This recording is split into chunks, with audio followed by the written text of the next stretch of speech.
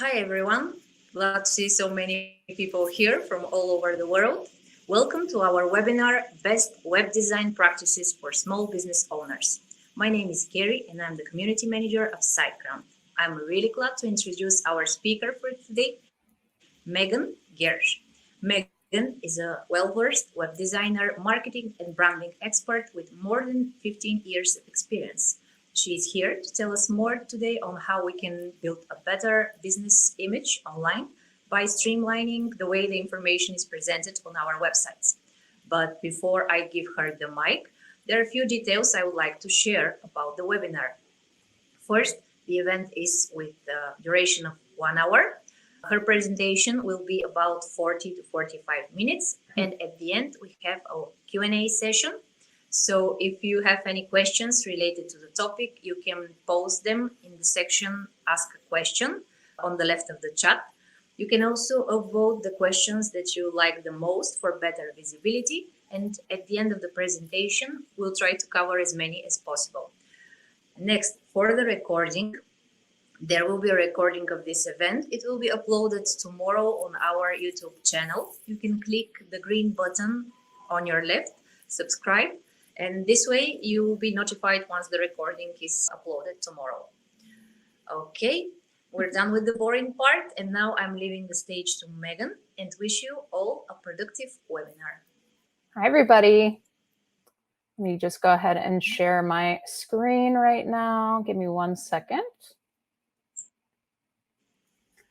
Okay, thank you guys so much for joining us today. Again, we're going to be talking about the best website design practices for small business owners. I'm super excited because I'm very, very passionate about this topic.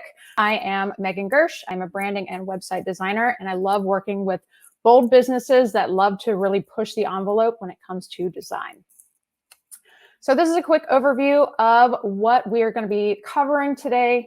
First, we're going to be going over how exactly to organize your website pages, making sure that your website is organized in a way that makes sense so that when people come to your website, they find what they're looking for. Then we'll dive into a little bit about branding your website. So this is essentially how you're going to build trust with your customers and folks that are coming to your website. Then we'll dive into a little bit of website optimization strategy. This is one of my favorite topics because it's essentially the small tweaks that go into making your website a robust platform that's going to ultimately drive sales for your business. Then we'll touch on a little bit of marketing opportunities on your website. So essentially, this is how you are going to get in front of your customers at scale over and over. And then lastly, we're going to be touching on ongoing maintenance to your website. So why this is important, what you can be doing in your ongoing maintenance. And that is kind of it for the presentation. So let's dive into it. So first, let's talk about organizing your pages. So the first thing that you want to do when you're thinking about organizing your pages is you want to get really, really clear on what your primary and secondary offers are. Essentially, this is going to drive the entire format of your website, and it's going to really dictate what pieces of content you put first, second, third, fourth, etc. on your page. So I really want you to think about what does your customer, what does your ideal client really want when they're coming to your website? Maybe this is the opportunity to book a call with you. Maybe it's they're looking for a specific product that you've been promoting on your social media. What is that one thing? Because you're going to want to feature that top front and center on your website. Is that better? Now I believe it should be. Yes, thank you so much. Okay, perfect. Okay, so the homepage on your website is obviously, for the most part, going to be the first thing that people see when they visit your website. So this is ultimately your first impression that you get with your clients and customers, so that you really need to make sure that your website is really well put together, tight, and so like make sure that people, when they visit your homepage, they can get like a real bird's eye view of what it is that you offer.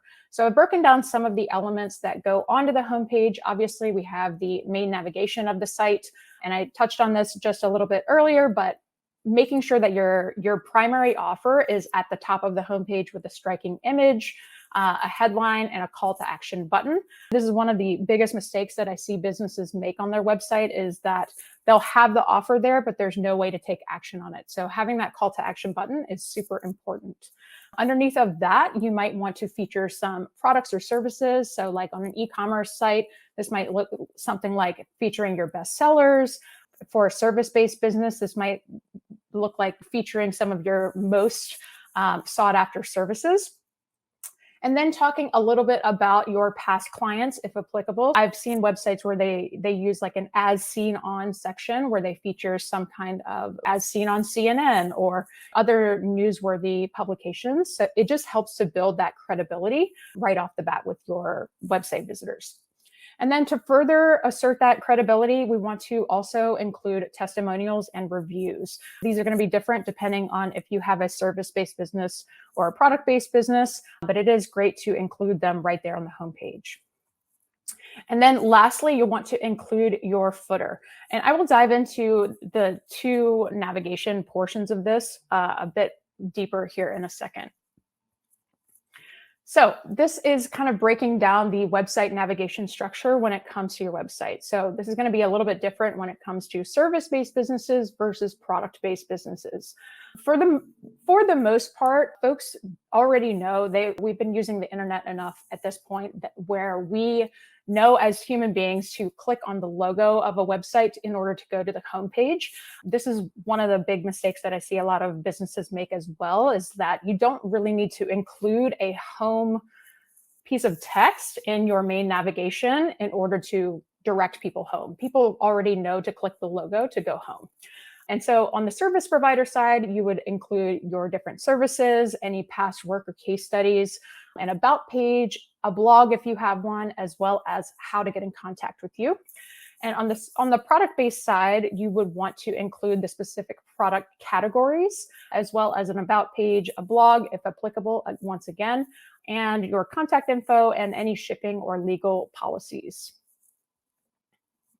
I did want to give an example of the top level navigation here. I pulled in just a screenshot from Macy's. Obviously, this is a product-based business. They sell a lot of different types of products. And I wanted to highlight this bar at the top here where they have broken down the different categories. So essentially, they're making it super easy for the website visitor to find what they're looking for very quickly. So you can think about how to implement this strategy for your own website, especially if you have a lot of different types of products, or if you are a business that maybe you sell sunglasses and accessories and like mask chains or like different masks, those kinds of things. So breaking it down by category is going to help your visitors to find what they're looking for faster. And if we scroll down to the bottom of that website, you'll see that this is essentially the footer section. And you'll notice that this piece of navigation is a bit different than the top level navigation. So here we have the different categories of how you can shop. But here we're more so focused on shipping, different information of like how to contact Macy's, their social media icons.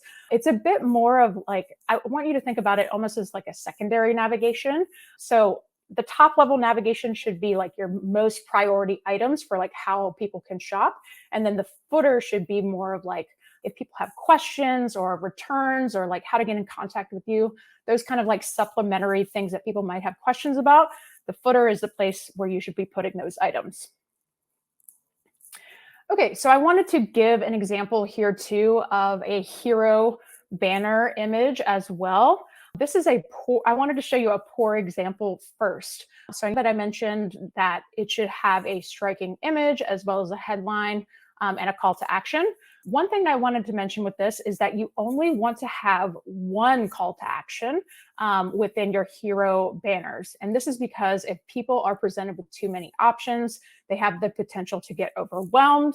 And if people get overwhelmed on a website, they have the potential to just bounce off and not take any action at all. So that's not what we want, especially if we're trying to sell products or services. So on the flip side of that, I wanted to show you a great example of a brand that is doing this right.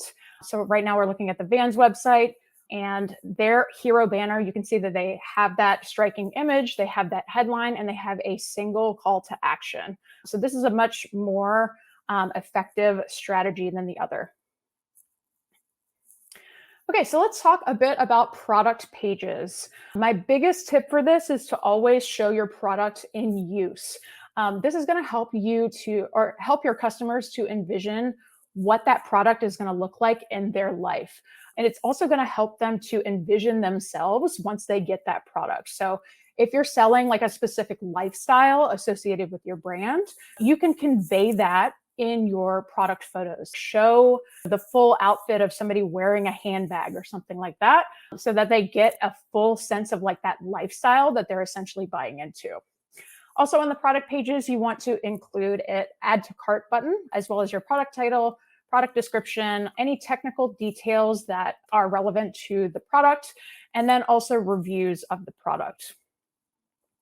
So again, I wanted to give an example here. You can see that Macy's is giving us a very striking image. It's not shown in use here for this specific example, but the image, because it's overlaid on a white background, it does make it feel very clean. It just feels like a very trustworthy site just because it looks very well put together. Then we also have the product title highlighted, as well as the call to action and the product details. And if you were to scroll down on this product page, you would also see the customer reviews. I personally love the way that this specific example of the customer reviews has been laid out. It gives you a lot of detailed information as the customer. One critique that I would give to this specific reviews section is that it really helps as a customer to see the person who is leaving the reviews face. So let's say, for example, I left this timepiece won't break the bank review.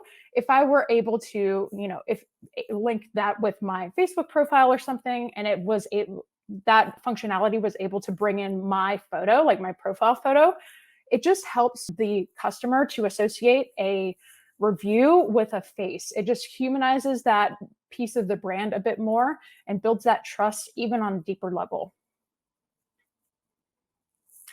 Okay, so let's talk a little bit about featured works pages. So essentially this would be more on the service-based business side.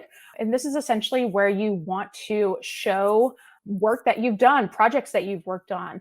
This is where you want to show off your skills and like show the different projects that you have contributed to. And so obviously you want to show images or video if you can of the specific works. And then you really want to make sure that you're explaining the transformation that the client went through, like showing befores and afters can be extremely helpful. Making sure that you are explaining how you were specifically involved in the project. Like obviously for service-based businesses, in a lot of cases, there are teams involved in projects. And so specifically outlining how you were involved can be really helpful to potential employers. And then also making sure to link to other featured works. This is a great way to provide a great experience for your website visitors, as well as to boost your SEO. So on the About page of your website, the biggest thing to remember is that this is not your resume. It shouldn't be stiff. It should feel personal. It should have a photo of you, like I've given the example of here. One thing I wanted to point out about this specific photo example is that you can really get a sense of the business atmosphere that this individual works in. So if there's a way that you can integrate that into your About page, whether that be integrating some of your brand colors or showing your personality in some way, go for it, because it's just going to make you a human in the sense of like when people love to buy from other people when they are doing business, and it just helps to assert that kind of human element. Also, you want to tell your business story. So tell people how you got started. Like, what is the driving factor from you starting your business? Include a call to action on the page as well. One awesome way that I've seen product-based businesses do this is they will tell the story of the business, and then underneath of it, they will have like essentially like a curated section of products from the owner's favorite picks or something like that. And it has like the top 3 products that the owner recommends. Anyway, I just thought that was like a cool way to integrate a call to action onto that page, because a lot of the time About pages almost become like a dead end on websites. And so you don't want that. You always want to be giving your website visitors something else to do or something to take action on. And lastly, I think I had mentioned this already, but always try to infuse your personality.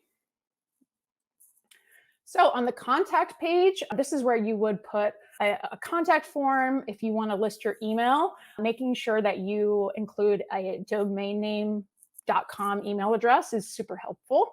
If you have social media links that you want to include, that can be helpful as well. And for brick and mortar businesses, also including your physical location as well as your phone number just provides that extra way for people to reach out to you. Okay, so now we are going to dive into the branding on your website. So why does branding matter? Branding is essentially the visual elements that you can use on your website in order to build trust with your audience.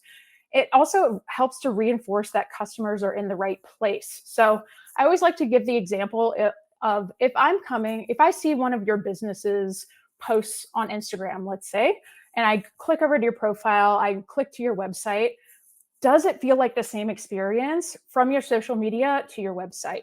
It should, because it should be using the same colors, the same fonts, all of that kind of stuff, so that I, as the customer, without you blatantly saying it, I am reassured that I'm in the right place. Branding also matters because it helps to strengthen brand recognition over time. So when we continually show up with the same look and feel over time, people will start to recognize that. I always like to give the example of Coca-Cola. There's probably a certain color that you associate with Coca-Cola, right? It's red. And that is because we've seen those promotions over and over and over. And so you can create that with your brand as well. And it also helps to create an experience for your customers. When we're thinking about different brands, you can think about like Toyota versus Tesla. Those are probably two different experiences in your, like when you think of those two brands. Figuring out how you can position your business in that way, like what type of experience you want to create for your customers, all of that will dictate the branding, the design choices that you make for your website. So I touched on a few of these earlier, but how can you implement branding on your website? You can do this through your logo, your color palette, your fonts, any patterns, textures, iconography, as well as your brand voice. And ultimately, to be successful with this, you really need to be consistent, making sure that you are using high-res imagery, and everything should just look very cohesive. One big tip too that I give to my clients is to use your brightest brand color for your calls to action. What this is going to do is it's going to help those calls to action really pop off of the page. And so when we're scrolling a website, there's a lot going on. Those calls to action should be very, very prominent so that the website visitor doesn't miss them. And also, I mentioned a little bit about this earlier too, but making sure that you're humanizing your brand, showing your face, especially if you're a service provider. Folks need to know, like, and trust you before they will buy from you. And so making sure that you are showing your face on camera, putting photos of yourself on your website where you show your face, you're smiling, you look friendly and inviting, it can really help to build that trust. And then finally, using blocks of color as well as background textures to distinguish the page sections. This is a big mistake that I see a lot of businesses make as well. I do a lot of website reviews on TikTok, and when I take a look at people's websites, usually towards the middle to the bottom of the website, folks will, like, the content will just start to bleed together a little bit. And so using different background blocks can really help to differentiate those sections. Okay, so let's dive into some website optimization strategies. So I talked about this a little bit earlier, but always thinking about how you can organize the content so that it's easy to find. And a big thing when it comes to website design is taking a look at your content and seeing what you can subtract from it. Taking things away from a website design can often be so powerful because it helps to guide the website visitor to wherever you want them to go. Website visitors love to be guided. If they're hit with too many messages at the same time, again, they might get overwhelmed, open another tab, get a phone call. Like it has to be very pointed and very directed when you are designing your site. As I mentioned earlier, calls to action should be easily recognizable. You can do this through using your brightest brand color. Using buttons is often a great way that you can make them stand out a little bit more. And then also ensuring that your website is mobile friendly. over half of website use at this point is conducted over mobile phone or tablet. And so you really need to make sure that you're accommodating for those smaller screen sizes. You can do this through various websites will help you to test that. You can also just test on your phone, test on your friend's phone, your tablets. Very, very important to get those tests of your website in. And then also making it clear immediately what your website is about. So again, like using that top hero area of your website is going to be super important. This kind of bleeds into the next point too, is so the term above the fold on your website is essentially a term that came from the old newspaper days where they would print a newspaper, literally fold it in half, and everything that was listed on the newspaper that was above the fold was considered to be the most prominent information, like the most important information that they wanted you to know. So that term has carried over to website design, and everything that you see on the page without scrolling is known as content that is above the fold. So essentially, this is your most important real estate on your entire website. So you have to make that piece count. Oftentimes, people won't get past that area. So if you are missing a call to action in that area, or you're not using that area for a specific offer, you could be missing out on sales. So if you have a product-based business, making sure that the products have add to cart buttons. This is a very, very important piece of the puzzle. Always looking for ways to reduce the number of steps from someone seeing your product to purchasing. So I'm going to have a diagram on one of the next slides, which will kind of better illustrate what I mean here. But we always want to be thinking about how we can reduce that friction when it comes to somebody actually getting something into the cart and purchasing. So, and asking yourself this question, if somebody only visits your homepage, would they have a general idea of what it is that you offer? If the answer is yes, then you're probably doing a good job. If the answer is no, then you probably have some work to do. And then, as I mentioned earlier, subtracting things from websites is often one of the best things that you can do. Taking a look at your checkout process and seeing if there are any fields that you might be able to remove.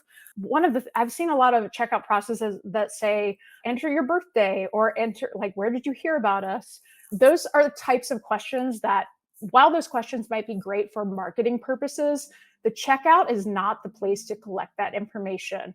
It should be very, very streamlined, only include the information that is absolutely needed to fulfill those orders and get the person checked out. So a few more website optimization strategies here. You always want to make sure that your language should be clear, and using a single link, or using a single color for links and buttons. What you do, like when you use a single color for these elements on the page, you're essentially training someone without directly saying it. This color equals a linking thing. So this thing is clickable on my page. And so we've all been using websites for a long time at this point, and it's something that we just get trained to do. Once we see a certain button on the website, our brain just registers, okay, blue equals something clickable. So using that consistency throughout your site can be helpful. And then also doing a functionality check for your site. So checking your forms, making sure your sliders are working, any other interactive elements. I was kind of looking at a site the other day that had like a 360 view on it for products. So just double checking that on desktop and mobile to make sure that everything is working properly. Honestly, if you have something broken on your site, this is one of the quickest ways to break trust with customers, just because it feels like you haven't upkept your site in a way. So making sure that you do a lot of testing, different browsers, different devices can be super helpful.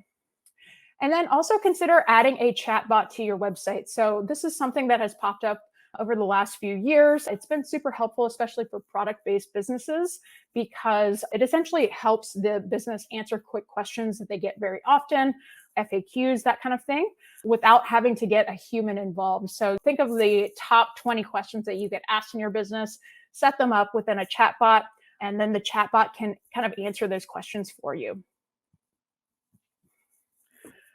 All right, so let's talk about some marketing opportunities on your website. This is one of my favorite topics as well. So the first that we're going to talk about is email and text marketing. One of the biggest questions that I get asked in my TikTok channel is, which one should I be using? Email marketing or text marketing? And honestly, this is going to be different for every single business. I always tell my clients to test both and see which one works better for your business.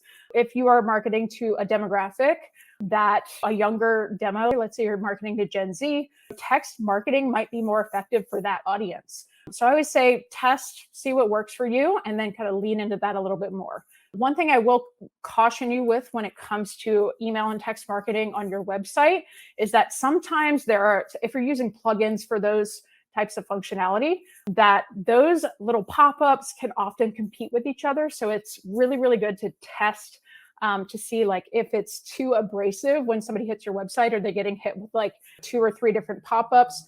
That can also turn somebody off when you are, browsing a website. So just be careful and make sure to maybe embed one on your homepage and maybe do one as a pop-up.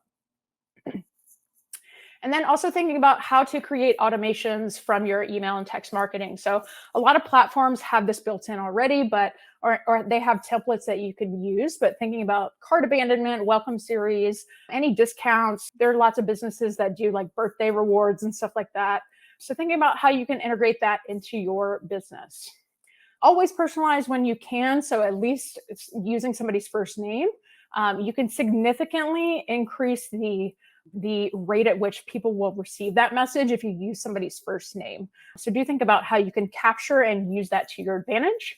And then the biggest tip that I always give to people too is always make sure that you're using an incentive to capture that information. So people do not give away their email address anymore just for no reasons. You have to incentivize them. So give them a discount code, give them a free checklist, give them some kind of template. What's in it for them? Think about what they really want as your consumer and offer that in exchange for their contact information. Okay, so this is the diagram that I was talking about earlier, but essentially this is the slide where we're going to be talking a bit about how to minimize the clicks between somebody seeing your product to purchasing. So on the right side of the screen here, you can see that I'm basically outlining the different steps that it takes from somebody seeing the product to purchasing. So perhaps they see your Instagram post, then they go over to visit your profile, they click the link in your bio, they find the product on your website, they add it to cart, and then they go to checkout. There are most likely some steps after this within the checkout that people have to go through. So it's probably even longer process than this. But essentially here you see we have 6 different steps or clicks that people have to go through in order to even get that product into their cart. So we want to take a look at those checkout flows, count them out to see, this is going to differ for every single business, but see if there are ways that you can minimize those clicks. Less clicks equals higher conversion. It means ease of shopping. Shopping and purchase decisions are emotionally driven. So the more that you can capture that person in the moment, the better off you're going to be as a business, and you're going to see a higher conversion rate. And I also wanted to mention here, if you are on Shopify using Shop Pay, or even taking a look at IG shopping can make that process a little bit easier. Okay, so let's talk a bit about adding pixels to your website. So even if you don't plan on running ads immediately, you can get a ton of great data from your pixels, anything from age range to location of your customers, lots and lots of different data that you can collect on them. So that is a thing that you can implement on your website. Also integrating Google Analytics. This can help you to get insight on what pages are most popular on your website, getting really granular with the data from where people are coming from and that kind of thing.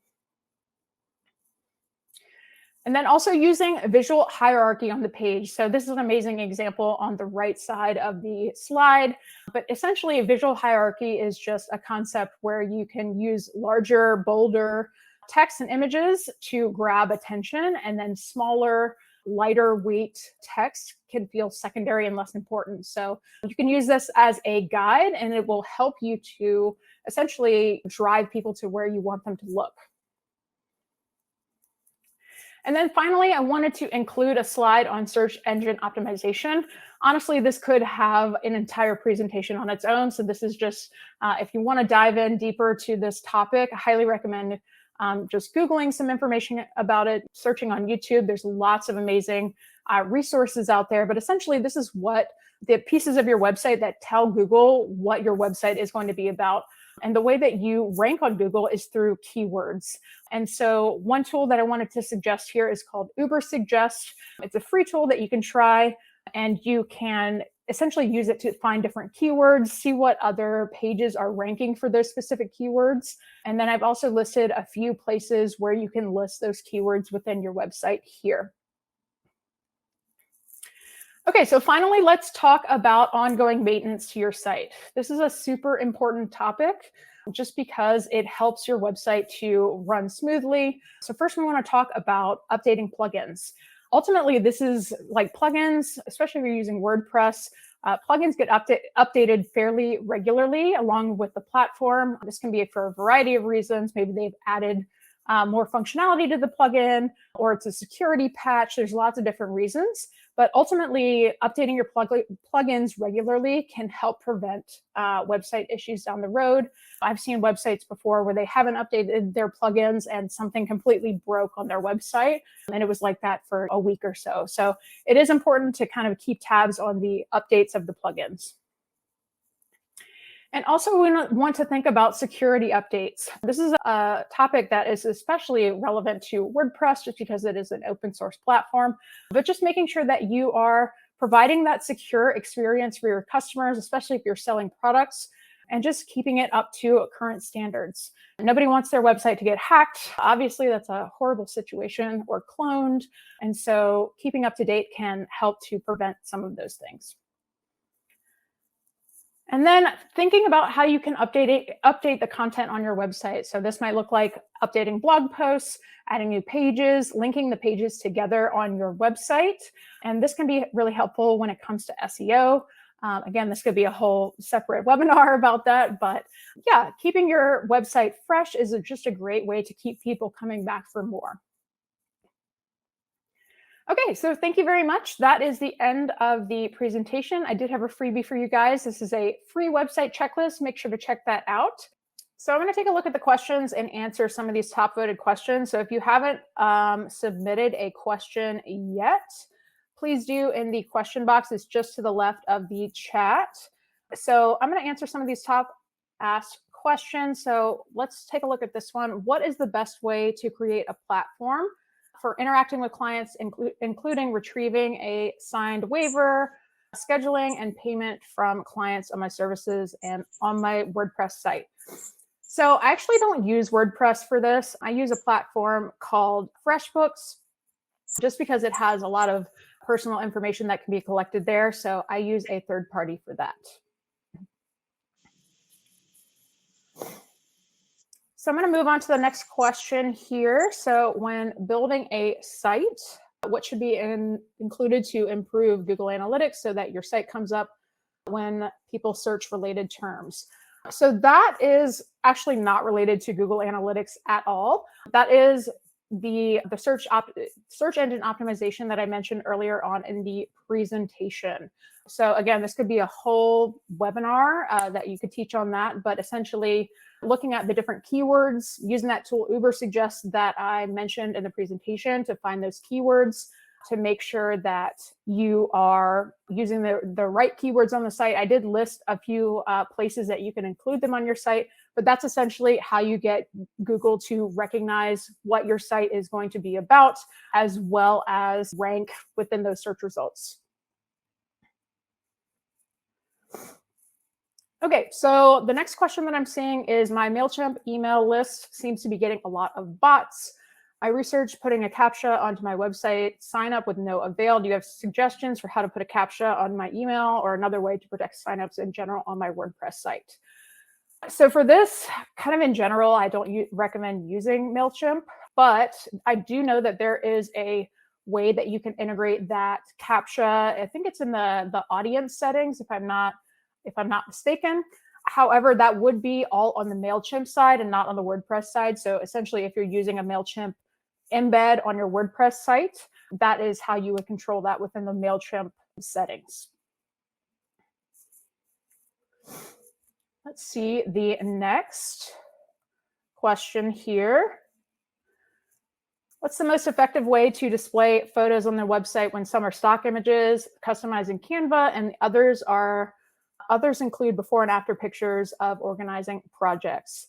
I'm not exactly sure what you mean by this question. However, you could certainly use like before and afters, like side by side photos. So essentially like creating that as a single photo in Canva. You could also just use it as like a slideshow. So like slide 1 is the before, slide 2 is the after. I've also seen websites where they have like a slider that kind of like displays both photos. And as you slide the slider, it kind of like shows the before and after. So that's an option as well. So let's go on to the next question here. I have a blog that doubles as my website. My question is, could I put a landing page to sell my services on the first page of my blog so that if the first thing a visitor sees, you can link to that page? Yeah, you certainly could do that. It depends on, this is kind of a bigger question on like your overall strategy, but landing pages are a great way to kind of, again, we want to direct the website visitor to exactly where you want them to look. And landing pages are a great way to do that just because there's not any distractions of other products on the page or other offers, no email list opt-ins, any of that kind of stuff. So that could be an option. It's hard to say though, without like knowing the specific scenario.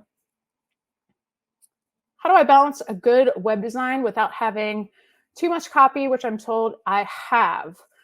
Is it through blogs that I can get found for topics and subjects? I sell education, courses, and mentorships. So a good rule of thumb that I like to give people is if you have 3 paragraphs, if you have more than 3 paragraphs, you should be dividing that text with a header. So it should be a header, 3 paragraphs of text, and then another header, and then start it over again. So breaking up your page in that way is a great way to visually kind of distinguish the different sections that you are going to. Number 1 question of all the times. Why am I not getting leads? How to increase leads? The only way passes through design. The way passes through design. I'm not exactly sure what you mean by this question. However, there's lots of different ways to obtain leads. I mean, social media, email marketing, or driving people through ads. That could be like a whole separate webinar in itself, like essentially like driving traffic to your business. Can't there be privacy issues with displaying customer faces and information on reviews, particularly under GDPR in California, like privacy laws?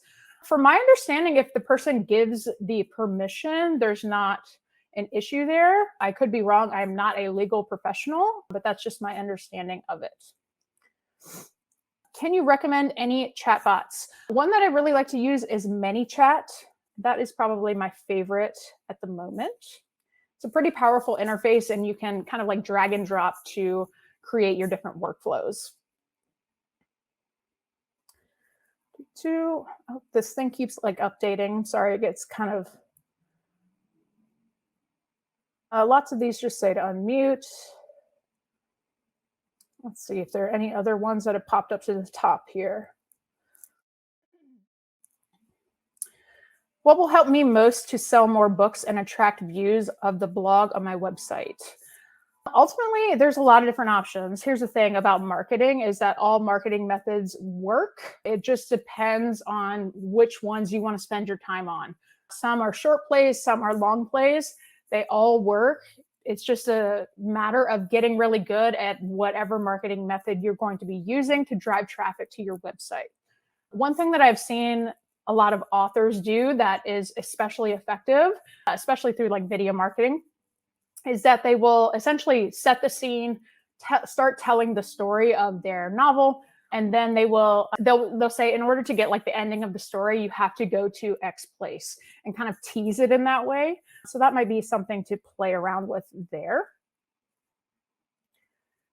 I think I answered most of these. Let's see. As a brand grows, is it better to split an online shop into its own website and then promote each site separately on social media? This really depends on your website. I would say if the audience is the same, it's probably fine to keep them alongside the same website. However, if the e-commerce side of your business is kind of merging away from, if it's beginning to be two different audiences, then you might want to think about having two different websites. Excuse me 1 second, guys. I'm going to get some water.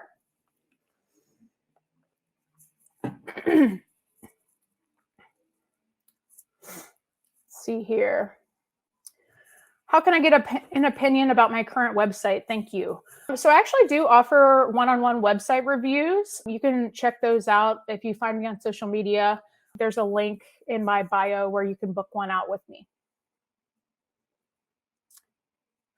Please say something about mobile web design and unique identification practices to stop unauthorized mimic sites. I just had a friend that had to deal with this, unfortunately, and there's a lot of legal that goes into it that I'm not qualified to answer, but that's a really, really unfortunate thing that has been happening a lot more lately. Excuse me, guys. But yeah, I am just not qualified to answer that. Should you include an about me blurb on your freelance website? Absolutely. This is a place where people are going to need to get to know you before they will know, like, and trust you, right? So if you are able to let them know a bit about you, why you started your business, the types of projects you like to work on, etc., that can be super helpful. So I'm just looking through the questions here. Can you explain the difference between pixels? Sorry. Can you explain the difference between pixels and Google Analytics? Yeah, so pixels are essentially like a small code snippet that you add to your website so that the specific social media platform for that pixel data gets sent back to that platform. So let's say, for example, you are adding a Pinterest pixel to your website. It will, every time somebody hits your website, it will send that data back to Pinterest. Facebook is the same, etc. When it comes to Google Analytics, this is a tool that you can look at more for like the individual analytics of like which pages are getting enough traffic. And so, yeah, it's a really helpful tool for digging down into like where people are coming from, their demographics, all of that stuff. Can you change your domain? Absolutely. I've been a part of several companies that have done this while I've been working there. Essentially, all you need to do is buy the new domain, switch over the DNS records for that website, and that's it. It takes a few days to populate. Lots of comments asking if the presentation should be or will be shared later. And yes, it will be posted on the YouTube channel for SiteGround. I did cover what above the fold means for action buttons in the presentation. Is it bad to have a large slider at the top? In my opinion, sliders are becoming a bit outdated. It's much more effective to just put a single promotion there instead of just slides going over and over. Most of the time, people will not see slide 2, 3, 4, etc. And so it's just better to have a single promotion there. Again, it kind of goes back to that kind of idea of like, you really need to direct people to where you want them to look. And so the more choices that you're giving them, the more overwhelmed they're going to get.